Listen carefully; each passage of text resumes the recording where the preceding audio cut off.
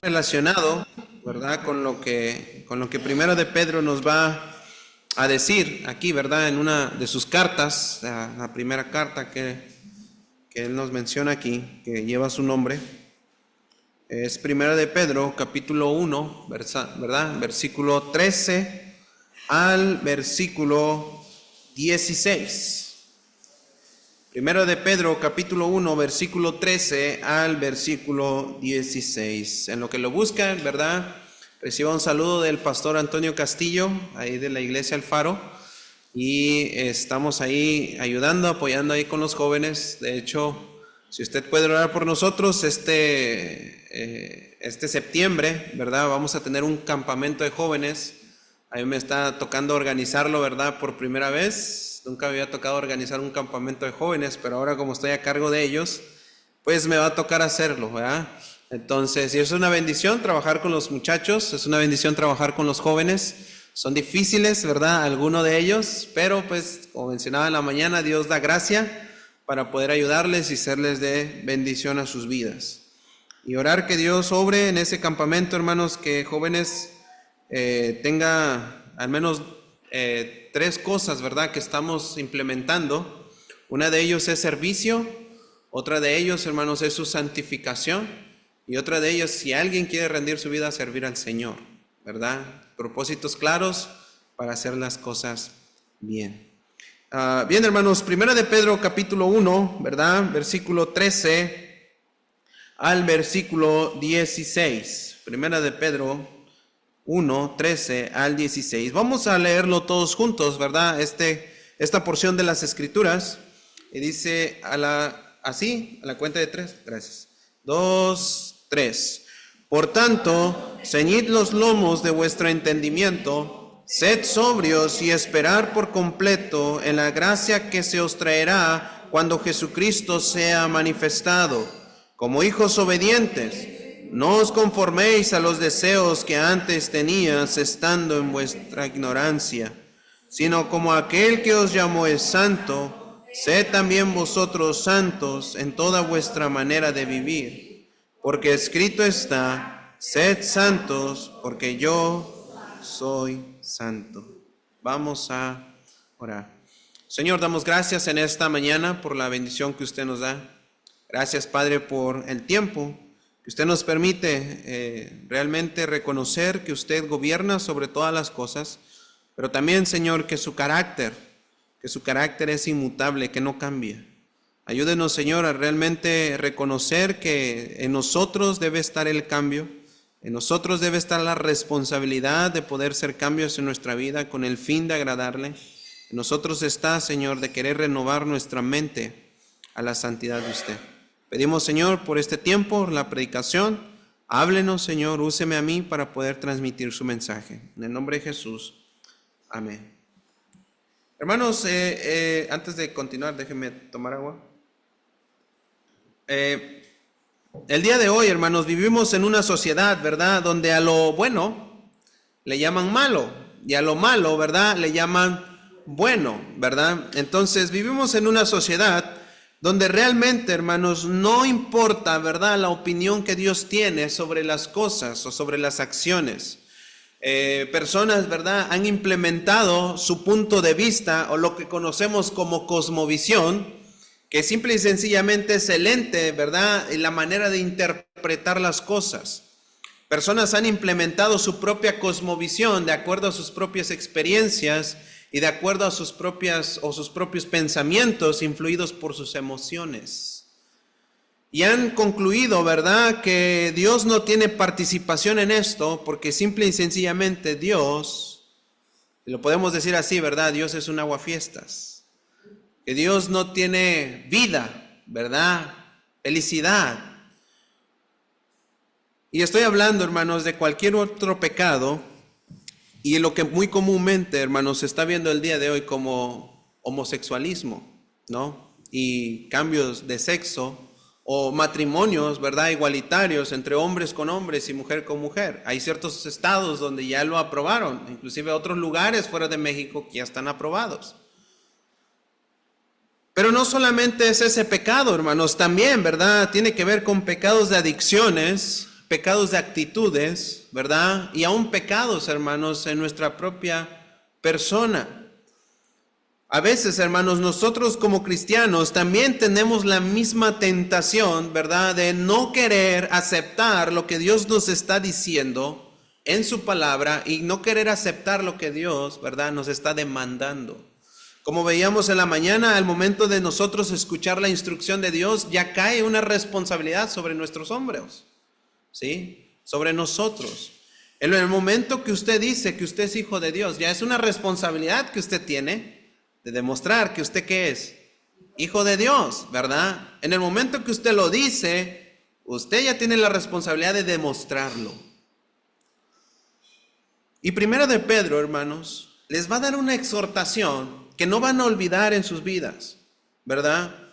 Y esta exhortación simple y sencillamente es que su audiencia, ¿verdad?, realmente reconsidere que aquel que los ha llamado es santo y por lo tanto ellos deben vivir de la misma manera de aquel de quien Dios ha llamado, como el Señor.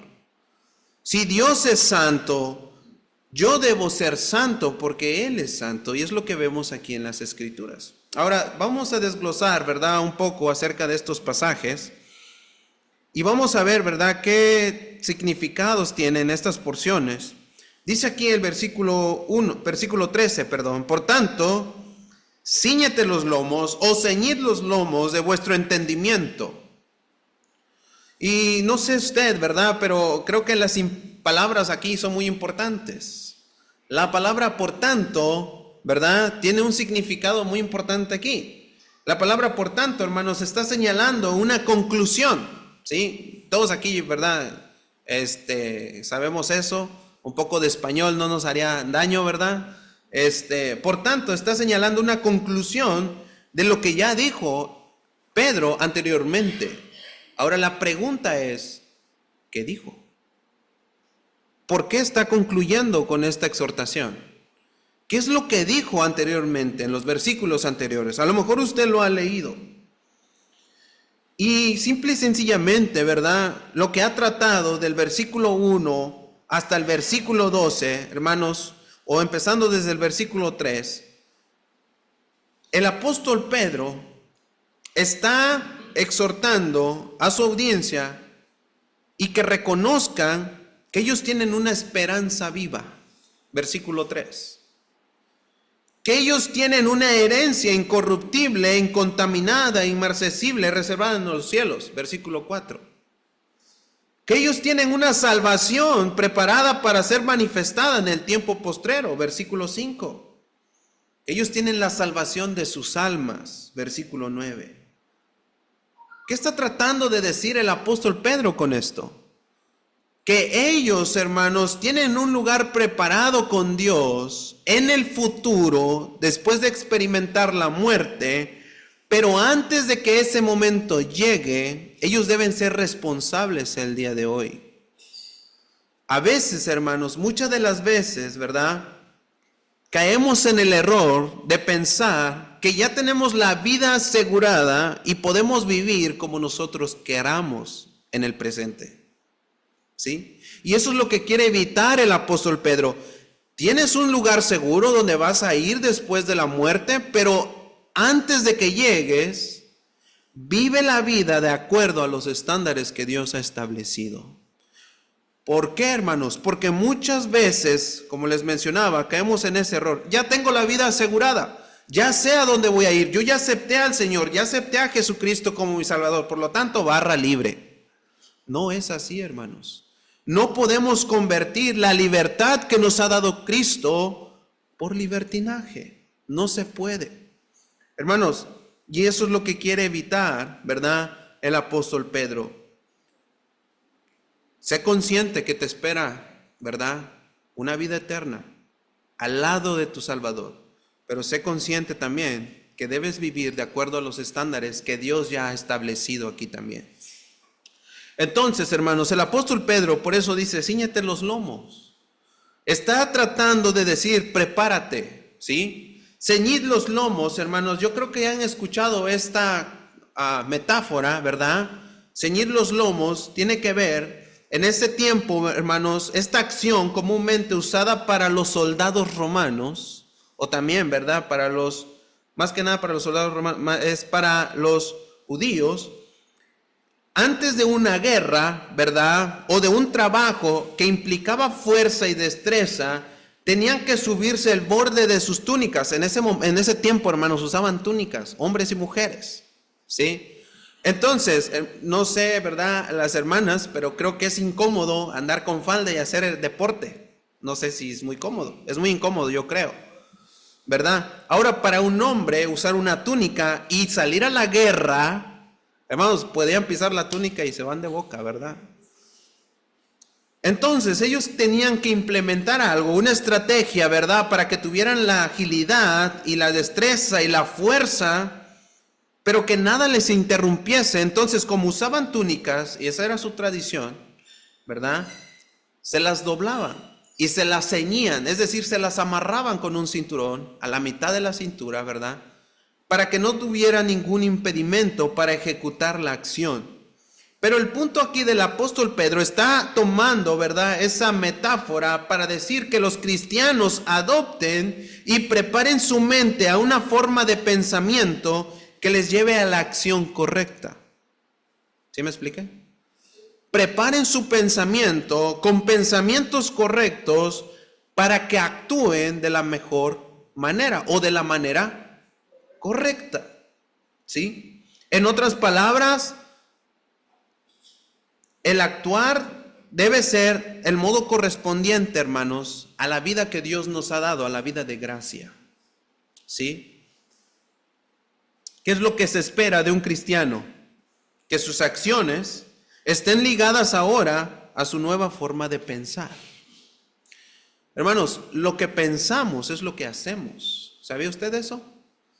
A veces uno dice, ya, pecó este hermano. No es que pecó en su momento, ya lo estaba pensando anteriormente, ¿sí? Todo empieza, hermanos, con un pensamiento, ¿verdad? Algo que se ejecuta en nuestra mente y se lleva a cabo, hermanos, en un tiempo determinado ya. Por lo tanto, hermanos, debemos cuidar la lucha de nuestros pensamientos. A veces, hermanos, no es una batalla externa. Muchas de las veces es una batalla interna, la verdad. ¿Por qué? Porque a veces, hermanos, en las batallas externas, a veces tenemos temor de que el hermano o el pastor se entere que estoy haciendo tal cosa, pero nadie va a ver lo que estoy pensando. Nadie más sabe lo que estoy pensando. Pero déjeme decirle que alguien sí sabe y es Dios. Y Dios no puede ser burlado. Entonces, hermanos, todo comienza con un pensamiento incorrecto, por lo tanto va a terminar en una acción incorrecta. Entonces, Pedro, ¿verdad?, les está diciendo que sus pensamientos deben ser correctos para que sus acciones sean correctas. Ahora, hermanos, 1 Corintios 2:16 nos dice que nosotros tenemos la mente de Cristo. En el momento que usted y yo hemos creído en el Señor, algo pasó en nuestra mente. Algo diferente, pensamientos diferentes ahora llegan a nuestra vida. Si antes veíamos, ¿verdad?, que algo que actuábamos o decíamos no estaba mal, ahora que somos cristianos y que tenemos la mente de Cristo, ahora podemos decir, eso es pecado. Si una mala palabra, ¿verdad?, muy obscena, uno dice, pues antes la decía muy campantemente, ¿verdad? Ahora digo, bueno, considero, esto está mal. Porque tenemos la mente de Cristo. Filipenses capítulo 4, versículo 8 dice, por lo demás, hermanos, todo lo que es verdadero, todo lo que es honesto, todo lo justo, todo lo puro, todo lo amable, todo lo que es de buen nombre, si hay virtud alguna, si algo digno de alabanza en esto, pensad. Ahora, el contexto de ese pasaje es no te afanes. Pero eso no significa, hermanos, que por el afán, que a veces, hermanos, nuestros pensamientos, aunque no estemos afanados, son malos pensamientos. Pero Dios nos está dando, ¿verdad?, las maneras en cómo nosotros debemos pensar de las cosas. Debemos pensar, hermanos, acerca de todo lo verdadero. No es verdad que a veces nuestros pensamientos nos engañan y a veces pensamos mal de otras personas. No sé usted, hermanos, pero a veces llegamos a malinterpretar las cosas y nuestros pensamientos se vuelan. A veces, ¿verdad? Uno quería saludar al hermano, pero en eso el hermano justamente le hablaron y se dio la vuelta. Ah, no me quiso saludar el hermano. Algo trae conmigo. Y pensamientos traicionan. Y eso le lleva a una acción de que no, pues el hermano está enojado, yo no sé qué le hice, ya ni voy a ir a la iglesia. De algo tan sencillo, de una mala interpretación, le lleva a una acción incorrecta. Déjeme ponerle este ejemplo, ¿verdad? En una ocasión, ¿verdad? Unos hermanos llegaron a la iglesia. Supongamos, ¿verdad? A ver, ¿quién estaría bien de agarrar el ejemplo aquí, verdad? Digamos que Saúl, ¿verdad? Ya está casado. Gloria a Dios. Digamos que Saúl ya está casado, ¿verdad? Y a ver, ¿quién lo puedo agarrar? Ay, modo, hermano Dávila, lo voy a agarrar de ejemplo, ¿ah? Ya que estamos en confianza aquí. O el Aarón. Bueno, hermano Dávila ya lo agarré primero, ¿ah? Y el Saúl, ¿verdad? Que ya está casado, supongamos.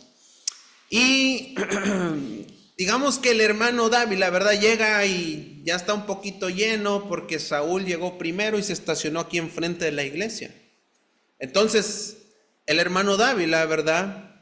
Se estaciona enfrente.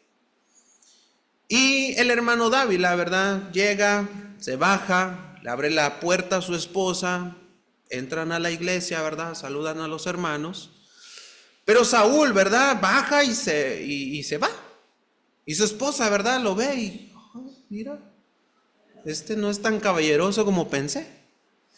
¿Por qué? Porque ella vio que el hermano Dávila, ¿verdad? Bajó y le abrió la puerta a su esposa y entraron muy contentos. Entonces ella le reclama, ¿verdad? A Saúl y le dice, oye, ¿por qué no eres tan caballeroso como el hermano? El hermano le abre la puerta a su esposa. Ahorita que llegó a la iglesia vi que le abrió la puerta. ¿Por qué tú no eres caballeroso? Y ya después se entera Saúl, ¿verdad? Que la puerta del carro del hermano Dávila no abre por dentro, sino por fuera. Por eso es que le abrió la puerta. Como si fuera un seguro de niños. Pero mientras acá ya se hizo, ¿verdad? Una revolución. Hermanos, a veces no entendemos todas las cosas. Y nuestros pensamientos nos traicionan. Y hacemos cosas, hermanos, que a veces no son correctas, ¿verdad? No son correctas. Entonces, hermanos, dice aquí, no sé si ya se me descargó la laptop, no creo, porque sí tenía pila. Dice aquí, ahí está, lo voy a parar mejor.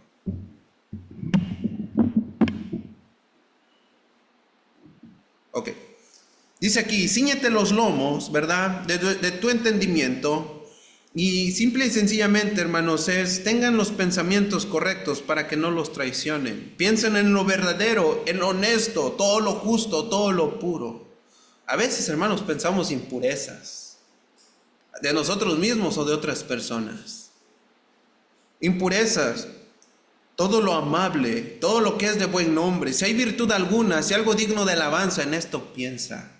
Si hay algo de provecho en esto, en eso medita, en eso piensa. No solo, hermanos, cuando estemos afanosos o nos encontremos, ¿verdad?, sin salida al problema, debemos acudir a esto. No, hermanos, eso debe ser un estilo de vida siempre. Porque si mantenemos, hermanos, un buen pensamiento, vamos a mantener unas buenas acciones. Pero es duro y es difícil muchas de las veces, ¿verdad?, ganar la lucha en nuestro pensamiento. También, hermanos, ¿verdad?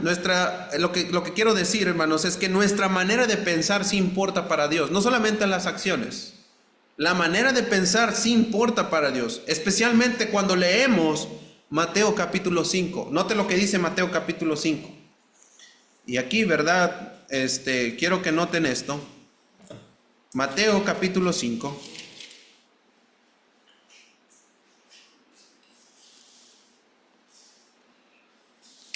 Yo creo que el hermano Josué, ¿verdad?, ya les dio quién es la audiencia aquí en Mateo, ¿verdad? Pero cada fracción de las escrituras, o de aquí más bien de este evangelio, ¿verdad?, como que agarra ciertas audiencias separadas, ¿verdad? ¿A quién está hablando aquí el Señor Jesús? Mateo capítulo 5, versículo 27, perdón. Mateo 5, 27. Déjeme darle quién es su audiencia aquí. Son los discípulos, sí, pero también, hermanos, dice que en el versículo 1, viendo la multitud subió al monte y sentándose vinieron a él sus discípulos y abriendo la boca les enseñaba. Y no solamente esos, hermanos, más adelante va a decir que también los fariseos estaban ahí. Y de hecho los fariseos siempre andaban ahí, queriendo, ¿verdad?, ver en qué tropezaba el Señor para acusarle y quitárselos del camino. Entonces, hermanos, aquí lo que está diciendo el Señor, note lo que dice el versículo 27. Oíste que fue dicho, no cometerás adulterio, pero yo os digo que cualquiera que mira a una mujer para codiciarla, ya adulteró con ella en su corazón. Por tanto, si tu ojo derecho te es ocasión de caer, sácalo y échalo de ti, pues mejor te es que se pierda uno de tus miembros y no que todo tu cuerpo sea echado al infierno. Y si tu mano derecha te es ocasión de caer, córtala y échala de ti, pues mejor te es que se pierda uno de tus miembros y no que todo tu cuerpo sea echado al infierno. Pero si usted nota el versículo 28, como yo os digo, cualquiera que mira a una mujer para codiciarla. Hay dos acciones aquí: mira y codicia. Hermanos, los hombres miran a las mujeres, ¿sí? Pero puede verse de dos formas. La primera es, miras a una mujer y no pasa nada por la mente. Pero a veces, hermanos, esa mirada va, ¿verdad?, acompañada de codicia. Lo que está queriendo decir el Señor, si la audiencia son sus discípulos y también son los fariseos, y de hecho lo está diciendo por ellos, porque los fariseos, hermanos, tenían el pensamiento que solamente las acciones eran las que importaban, no los pensamientos ni los sentimientos. Entonces lo que Él está diciendo, el Señor, lo está diciendo por ellos. Porque ellos, en cierta manera, hermanos, solamente se preocupaban de las acciones externas e ignoraban las acciones internas. Pero tanto lo uno como lo otro, hermanos, Dios condena. Y tanto como lo uno y lo otro, hermanos, a Dios le importa. Jesús no solo condena las acciones de los fariseos, sino sus pensamientos y sus deseos. Y más adelante, hermanos, Él les dice que son sepulcros blanqueados, que por fuera se ven bien, pero por dentro están podridos, están llenos de huesos. No sé si usted, hermano, le ha tocado ver alguna vez, ¿verdad?, un ataúd. Yo creo que sí. Pero ese ataúd, si usted lo deja 5 o 7, una semana, ¿verdad?, y usted lo abre, hermanos, ese ataúd huele mal, ¿sí? Huele mal. Pero por fuera, ¿verdad?, se ve que es de cedro, color madera, porque es madera. Se ve muy bonito, pero lo que contiene, ¿verdad?, es un cuerpo muerto. Huele mal. Hermanos, el Señor está comparando la vida de las personas, o más bien de los fariseos, pero puede aplicar a nosotros, que a veces aparentamos ciertas acciones piadosas, pero hermanos, por dentro tenemos una lucha grandísima. Por dentro, muchas de las veces, hermanos, ¿verdad?, estamos muertos. Somos malolientes por dentro. Nuestros pensamientos y nuestros deseos van en contra del Señor, aunque nuestras acciones aparenten, ¿verdad?, que somos piadosos, cuando realmente no lo somos.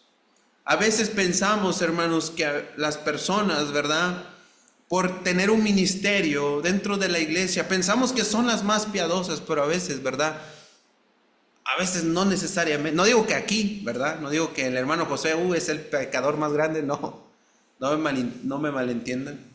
Pero a veces, hermanos, la gente siempre disfraza, ¿verdad?, que la posición da un margen, hermanos, de espiritualidad, cuando no es así.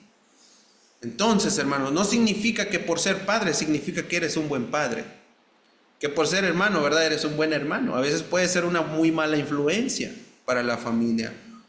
Entonces, hermanos, tengamos cuidado, ¿verdad?, de solamente aparentar acciones sin pensar lo que es correcto.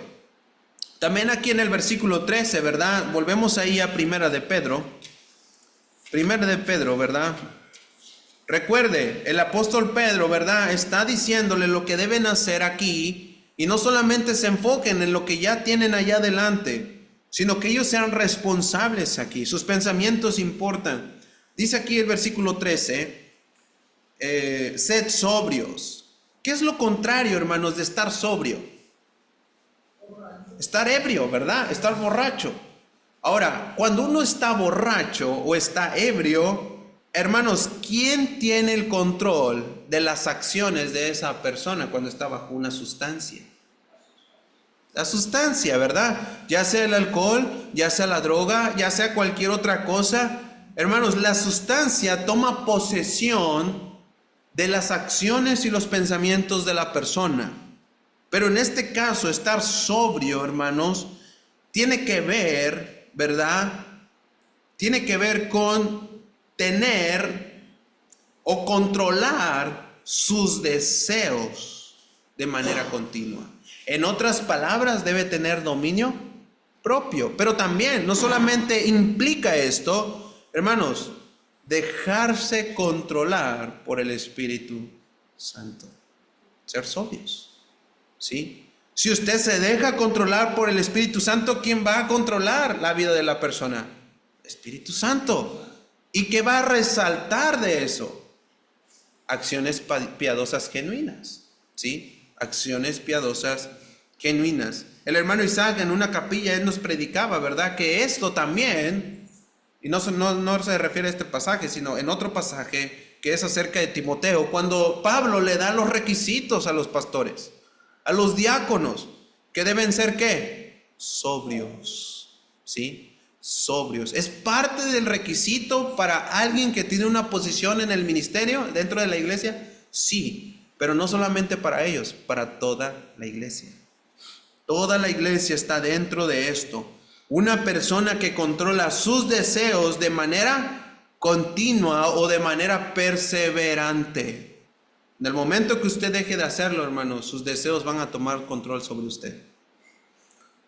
Lo contrario de estar sobrio, como habíamos dicho, es estar borracho, ser controlado por alguna sustancia tóxica y le lleva a actuar de manera deliberada. No sé usted, pero si usted ha escuchado a alguien, ¿verdad?, decir, es que no me acuerdo lo que hice ayer. ¿Cómo no te acuerdas? Mira el alboroto que hiciste. Volteaste la mesa, golpeaste a tus hijos, golpeaste a tu esposa, pero no se acuerda, porque estaba bajo el efecto de la sustancia. Y es verdad, posiblemente no se acuerda, pero si se da cuenta, hermanos, la sustancia toma control sobre la persona. Entonces, hermanos, aquí debemos estar en constante vigilancia, ¿verdad?, de nuestros deseos carnales y nuestras emociones. Recuerde, es como un carbón que nomás quiere la chispita, ¿verdad?, para volverlo a encender. Otro punto aquí, hermanos, es en el versículo, aquí mismo el versículo 13, ¿verdad? Y esperad por completo en la gracia que se os traerá cuando Jesucristo sea, ¿qué?, manifestado. En otras palabras, hermanos, todo creyente, y espero que sí, todo creyente, hermanos, debe esperar el regreso de su Salvador por su iglesia. Hermanos, en este momento, ¿verdad?, estamos viviendo tiempos así muy libertados por la sociedad, que uno a veces se entristece y uno dice, pues ya que el Señor venga por su iglesia. No sé usted, ¿verdad?, pero a veces uno se cansa de ver tanta maldad en el mundo. A veces se cansa, hermanos, con su propio pecado también, personal. Y uno dice, no, ya quiero que el Señor venga, que nos dé libertad completa. No digo que no nos ha hecho libres, ya nos hizo libres, pero libertad del pecado, donde ya no tenemos más lucha por el pecado. Qué bendición será en ese día, ¿verdad?, cuando la trompeta suene y estemos con Él. Cuando Él venga a recibirnos en las nubes. Todo cristiano debe esperar, hermanos, con ansias, con gozo, el regreso del Salvador por su iglesia. Ahora, este regreso, hermanos, no solamente es un traslado, no solamente te va a agarrar y ¡pum! No. Implica, hermanos, una transformación. No solamente es un traslado del lugar, de la tierra al cielo. Es una transformación. Note lo que dice Filipenses capítulo 3, versículo 21. Mas nuestra ciudadanía está en los cielos, de donde también esperamos al Salvador, al Señor Jesucristo, el cual transformará el cuerpo de la humillación nuestra para que sea semejante al cuerpo de la gloria suya. Un cuerpo glorificado, que no va a envejecer, que no va a tener más apetito, ¿verdad?, para el pecado, donde no va a haber más lágrima y no va a haber más dolor. Es un cuerpo transformado, igual, semejante, ¿verdad?, al cuerpo de gloria que el de Jesús. No solamente es un traslado de lugar, es una transformación completa. Pero mientras Cristo viene, debemos controlar nuestros deseos mediante el control del Espíritu Santo en nuestra vida, y que nuestros pensamientos, hermanos, sean los correctos y se manifieste mediante nuestras acciones. Note lo que está diciendo el apóstol Pedro. No te enfoques solamente en lo que ya tienes seguro, enfócate en el presente también. ¿Sí? No pierdas de vista la vida que estás llevando actualmente. No te confíes. La salvación no se pierde, efectivamente no se pierde. Pero déjeme decirle, muchas de las veces, hermanos, vivimos engañados. De pensar que a veces tenemos el lugar seguro cuando realmente no hemos entregado, ¿verdad? O no hemos creído en el Señor.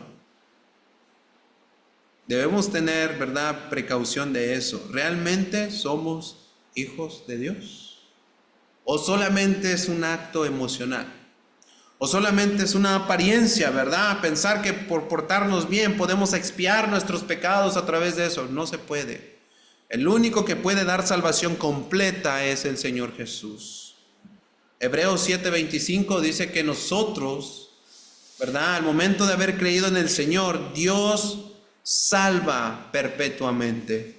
Del momento que nosotros creímos, hermanos, la salvación no se pierde y es segura.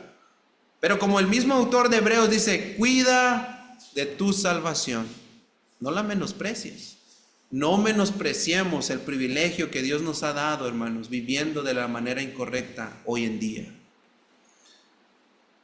Versículo 14, ¿verdad?, de 1 de Pedro, volvemos ahí.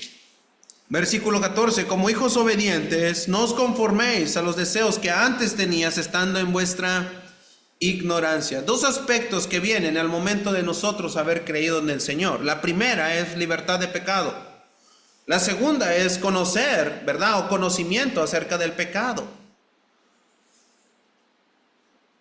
Antes de haber creído en el Señor, cometíamos acciones que no pensábamos que era pecado. Una mala actitud, pensábamos que no ofendía a nadie, ¿verdad? Pero no solamente ofende a alguien, ofende al Señor. La frase como hijos obedientes, ¿verdad, hermanos?, hace referencia a estar firmes o inamovibles. Y esta frase, hermanos, tiene sentido o cobra más sentido por lo que dice más adelante. No os conforméis a los deseos que antes tenías. ¿Significa que es posible volver a la vida antigua? Sí. Estamos propensos, pero no debemos. Nuestra carne está ahí, la lucha está ahí, pero no debemos, hermanos. No debemos volver a nuestra antigua de vida. También, hermanos, puede referirse, ¿verdad?, a una persona regenerada, es un hijo de obediencia. En el momento que nosotros creímos en el Señor, hermanos, nuestra actitud hacia las órdenes que Dios nos da, hacia las órdenes que nuestros padres nos dan, deben ser efectuadas por obediencia.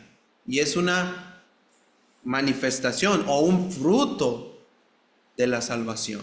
Si antes éramos desobedientes, ¿qué sería lo contrario de eso, hermanos? Obediencia. Si antes robábamos, dice Filipenses o Efesios, no me acuerdo, capítulo 4, si antes robábamos, ahora trabajemos para dar y compartir con los demás. Si antes decíamos maldiciones, ahora vamos a decir ¿qué? Palabras de ¿qué? De edificación. Es todo lo contrario, hermanos. Es todo lo contrario. No os conforméis, ¿verdad?, a los deseos que antes tenían. Contrario, hermanos, a los inconversos, Efesios 2:2 los señala, ¿verdad? O los encapsula, que son como hijos desobedientes y que son iguales, ¿verdad?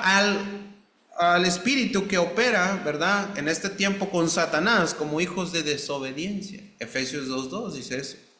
Un hijo de Dios, hermanos, busca obedecer a lo que Dios demanda o a lo que Dios manda y a lo que a Él le agrada, ¿sí? Un hijo de Dios busca ser obediente y agradar a su Señor.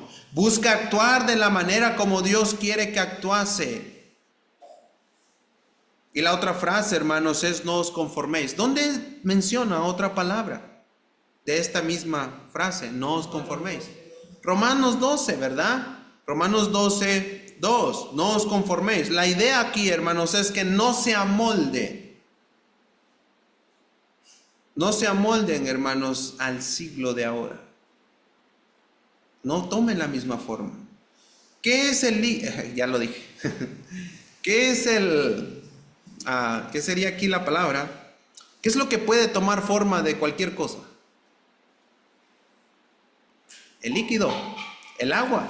Si usted lo pone en un cuadrado, va a tomar la forma del recipiente que lo contenga. El líquido toma la forma de cualquier cosa que lo contenga. Ahora, a veces, hermanos, nuestra vida se amolda de acuerdo a la situación o circunstancia en la que estemos pasando. O de acuerdo a las amistades que tenemos. ¿Sí o no? Cuando estamos con personas, ¿verdad?, que dicen malas palabras, pues no está mal, ¿verdad?, decir una que otra. Cuando estamos con personas, ¿verdad?, que se avientan una, ¿verdad?, pues no está mal, ¿verdad?, echarse una. A veces ese es nuestro pensamiento. Hermano, no os conformemos, ¿verdad?, con el siglo de ahora. No nos amoldemos, hermanos, no nos amoldemos a la vida, ¿verdad?, del mundo. Entonces, hermanos, este punto en general, ¿verdad?, yo le puse que ser santos no es una opción, sino un mandamiento. Ser santos no es una opción, hermanos. Usted no debe tener opción para ser santo. Usted debe ser santo porque debe ser santo si es hijo de Dios. Dios demanda eso, y si no lo hace, hermanos, Dios va a tomar cartas en el asunto. La otra, hermanos, ¿verdad? El otro punto es: Dios es inmutable en su santidad. Dios no cambia, hermanos. Por eso pide lo que pide, ¿sí? Si Dios pide que seamos santos, es porque Él es santo. Y es lo que va a decir aquí, ¿verdad? Sino como aquel que os llamó es santo, sed también vosotros santos en toda vuestra manera de vivir, porque escrito está: sed santos porque yo soy santo. Cuando usted ha leído la Biblia, ¿verdad?, ¿cuál es uno de los atributos que más se repite con más énfasis? De hecho, es el único atributo que se repite 3 veces. ¿Sí lo ha notado en la Biblia? O sea, usted no lee y dice: Dios es misericordia, misericordia, misericordia. No. Tampoco dice, ¿verdad?, Dios es amor, amor, amor, amor. O Dios es compaciente, compaciente, compaciente. O benevolente, benevolente, benevolente. No, Dios es santo, santo, santo. Uno de los atributos que más se marca en la Biblia, hermanos, es su santidad, acompañado de su amor, obviamente, al darnos la oportunidad, ¿verdad?, de que vengamos a Él. Pero si no, hermanos, tengamos en cuenta que vamos a rendir, ¿verdad?, cuentas al Señor. La santidad, hermanos, es algo, hermanos, que Dios no va a negociar con las personas. Dios no negocia su santidad. Dios no va a decir, ¿verdad?, porque este hermano en algún punto fue fiel, bueno, está bien, vamos a pasar por alto su pecado. No lo va a hacer. Dios no dará por inocente al culpable. Dios es santo. Dios va a tomar cartas en el asunto. Dios fue, es y será santo por siempre. En ningún momento, hermanos, Él va a negociar esto, dejando que sus criaturas, ¿verdad?, vuelvan a su vida de antes y pequen deliberadamente sin recibir un pago por sus acciones. ¿Qué es lo que dice Hebreos capítulo 12? La opción, hermanos, o en este caso el propósito que Dios da al darnos la disciplina es para volver nuevamente nuestra vista o nuestra vida a la santidad que Él tiene, ¿sí? Note lo que dice, más bien, Hebreos capítulo 12, para que usted lo vea con sus propios ojos. ¿Cuál es el propósito del por qué Dios nos disciplina?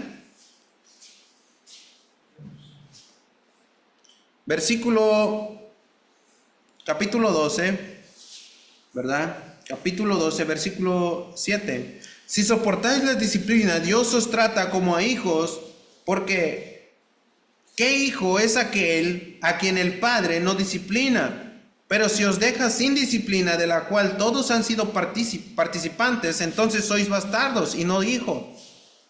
Por otra parte, tuvimos a nuestros padres terrenales que nos disciplinaban y los venerábamos. ¿Por qué no obedeceremos mucho mejor al Padre de los Espíritus y viviremos? Y aquellos ciertamente por pocos días nos disciplinaban como a ellos les parecía, pero para lo que nos es provechoso, para que participemos ¿de qué? De su santidad. Él está haciendo una comparación. O sea, si respetábamos a nuestros papás, ¿verdad? Cuando nos daban vara, ¿por qué no hacerlo con el Señor? Y el propósito del Señor es mucho mejor que el que los padres nos daban. Es participar de su santidad. A veces los papás, ¿verdad?, nos disciplinan y es porque, ya no quiero que estés llorando. Ya no quiero que me estés dando de lata. Pero en realidad, hermanos, es porque Dios, ¿verdad?, condena el pecado. Y queremos enseñarlo eso a los niños. La disciplina es para eso, que ellos vean que sus acciones tienen una consecuencia y ellos relacionen eso y vean, si yo hago esto, me va a pasar esto, ¿sí? Los niños son muy inteligentes, pero hermanos, el propósito de Dios es mucho mejor, ¿verdad? Participar de su santidad. Capítulo 14, versículo 18 del libro de Números. Jehová tardo para la ira y grande en misericordia, que perdona la iniquidad y la rebelión. Dios es misericordioso y es en gran misericordia.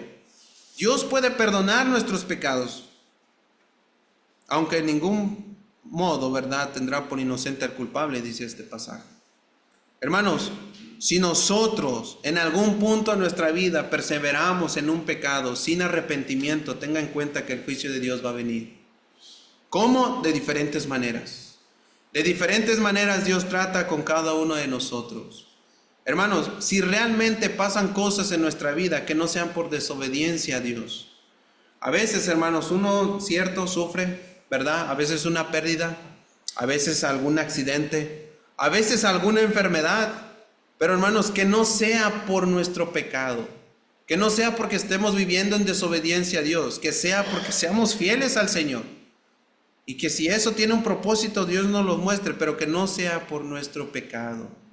A veces uno dice, ya me dio diabetes, sí, pero ¿cómo comíamos, verdad? Un ejemplo, porque el pastor Tony, ¿verdad? Ahora he platicado mucho con él, no sé si ustedes, ya les voy a dar el chisme aquí, ¿verdad?, del pastor. Pero si oran por él, sería de mucha bendición. Hace no muchos días le detectaron diabetes, ¿verdad? Y me sorprendió su respuesta. Porque yo estaba platicando con él y después él pasó al frente, ¿verdad? Y dijo a los hermanos, yo pedí perdón. Y yo, ¿por qué? Pedí perdón, hermanos, porque no cuidé mi cuerpo, dice. En el momento que yo pude haberlo hecho, hermanos, dice, yo no lo hice. Y ahora pido perdón por eso. Pedí perdón al Señor. Entonces, hermanos, a veces, ¿verdad?, hay cosas que nos pasan y a veces dicen, no, Dios está en control. Sí, pero hermanos, hay algo que necesitamos cambiar en nuestra vida. No toda la culpa es de Dios. De hecho, Dios no tiene culpa en esto. Somos nosotros. Nosotros somos los responsables de nuestras acciones. Nosotros mismos. Pero hermanos, si algo viene a nuestra vida, que no sea por infidelidad a Él, que no sea por realmente llevarla contra Él o vivir en pecado, ¿verdad?, constantemente en contra de Él, que no sea por eso. Si algo viene a nuestra vida, hermanos, que lo podamos, ¿verdad?, enfrentar y decir, yo he sido fiel al Señor y si el Señor mandó esto, Pues Él sabe. Porque a veces, hermanos, sí nos amargamos en contra de Dios. Y nos enojamos en contra de Él. ¿Por qué? ¿Por qué Dios hiciste eso? Pero Dios no tuvo nada que ver, hermano. Somos nuestras acciones las que muchas de las veces acortan nuestros días. Un ejemplo de eso es lo que mencionábamos en Efesios capítulo 6. Honra a tu padre y a tu madre para que seas de larga ¿qué? Vida. Si un hijo desobediente no obedece a su padre, ¿cree que va a durar mucho en este mundo? No. Si el papá le dice, no hagas esto, no te vayas por ahí, y el hijo desobedece y decide irse por ahí, le va a pasar lo que el padre ya le advirtió, porque posiblemente el padre ya lo experimentó. Pero si el hijo es obediente y dice, no, papá me dijo que por ahí, no, mejor vámonos por acá, pues va a alargar sus días. Pero a veces, hermanos, nosotros decidimos acortar nuestros días. Tengamos cuidado con eso. Tengamos cuidado con eso. Hermanos, como última exhortación, ¿verdad? Cuando usted lee la Biblia y usted ve cada episodio, ¿verdad? Desde Génesis hasta Apocalipsis, usted ve que Dios trató de manera diferente con cada persona. Dios trató de manera diferente con Adán. Cuando ellos pecaron, Dios los expulsó del huerto del Edén, ¿sí? Ellos pecaron en contra de Él, Dios tuvo misericordia, Dios dijo, van a morir, no murieron en ese momento, Dios tuvo misericordia de ellos, e inclusive cubrió su desnudez con pieles. Dicen que ese fue el primer sacrificio, para cubrir el pecado de la persona, para cubrir el pecado y la vergüenza de la persona. Es un sacrificio, entonces, porque les dio pieles de animales. Alguien tuvo que pagar para cubrir la vergüenza de la persona. Y fue un animal. Dios hizo el primer sacrificio. Entonces, hermanos, Dios trata con ellos, no los mata, pero sí sufre. Y los expulsa del Edén. Ahora ellos tienen que trabajar por su propia cuenta y ganarse el alimento. Y ahora la mujer, ¿verdad?, dar la luz con dolores de parto. Pero trata de manera diferente ahora con el pueblo de Israel. Cuando ellos pecan en contra de Dios, Dios, ya sea que les mande una enfermedad, o ya sea que mueran instantáneamente, o ya sea que otras naciones sean usadas por Dios para llevarlos cautivos, y ellos reaccionen y recapaciten que han fallado a Dios. También actúa, hermanos, de manera diferente, ¿verdad? Y actuó de manera diferente con Jesús. Hermanos, Jesús es el ejemplo supremo. Dios no pasó por alto el pecado de nosotros al cargárselo a su Hijo. Dios no dijo, porque es mi hijo, ¿verdad? El Padre no dijo, porque es mi hijo, lo más mínimo, el más mínimo dolor va a sentir. No, hermanos. Aunque fue su Hijo, el pecado que fue cargado por todos nosotros, hermanos, Jesucristo pagó por ellos, ¿verdad? Jesucristo pagó por ellos. Hermanos, si en la Nueva Jerusalén, ¿qué va a pasar? Ninguna inmundicia va a entrar, ningún pecado va a entrar, pura pureza va a haber ahí. Gracias a Dios. La Nueva Jerusalén, nadie, hermanos, impuro va a entrar ahí. Nada de eso va a corromper, ¿verdad?, el lugar de Dios, porque Él habita ahí. Y no va a haber necesidad de sol, dice, porque su presencia, hermanos, va a brillar con intensidad, con la gloria de Dios que ilumina todo ese lugar. Y nuestro enfoque va a ser solamente Él. Ya no va a haber más pecado. Pero tenga en cuenta, hermanos, que Dios ha tratado de maneras distintas con cada persona a lo largo de la historia, y lo va a hacer con nosotros también, si no nos arrepentimos. Entonces, hermanos, quitemos nuestro pensamiento de nuestra cabeza de querer burlar a Dios. No podemos. Tampoco, hermanos, ¿verdad?, podemos excusar nuestras acciones. Quitemos eso de nuestra cabeza. No podemos excusar nuestras acciones pecaminosas, pues Dios actuará en base a su naturaleza santa, ¿sí? No podemos llegar a Dios, no, Señor, yo no quise hacerlo, de verdad, no, intenté no hacerlo. No. Dios sabía que sí queríamos. Dios sabe nuestras intenciones, Dios sabe nuestra motivación. Hermanos, tengamos cuidado de eso, ¿sí? Vamos a orar. Señor, damos gracias por lo bueno que es con nosotros. Gracias, Señor, por su palabra. Ayúdenos a ser santos. Señor, no hay más significado apreciado que pueda dar esta palabra acerca de que nosotros hemos sido apartados para usted. Nuestra vida, nuestro cuerpo, nuestros pensamientos han sido cortados del pecado. Señor, ayúdenos a reconocer eso, a que realmente le pertenecemos a usted. Ya no nos pertenecemos a nosotros mismos.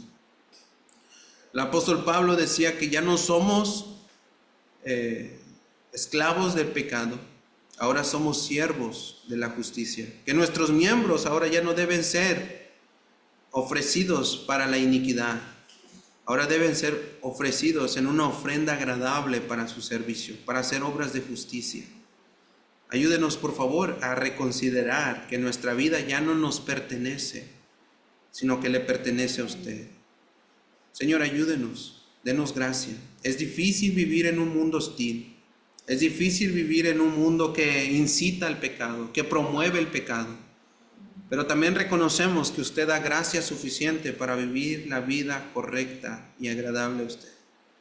Ayúdenos a quitar cualquier máscara que hay en nuestra vida, a cualquier hipocresía.